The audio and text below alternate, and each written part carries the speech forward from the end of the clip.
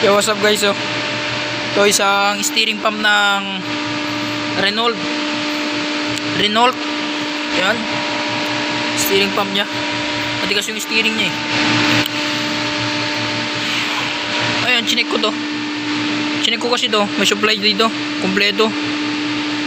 Pati ito papunta dun sa may ECU. Signal papunta sa may ECU. Kompleto naman. Dito siya nakalocate. Yan. Parehas sila nung one nito. Mga Ford na... Yung Ford na EcoSport.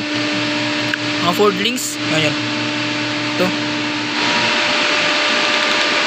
Steering pump nya.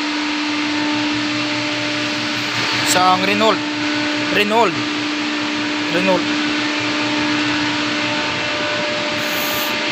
Ito lang naman ang tatanggalin dito. Itong hose.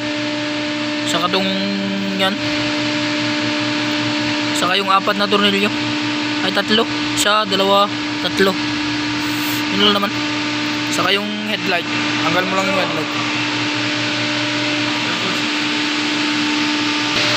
Yun lang guys.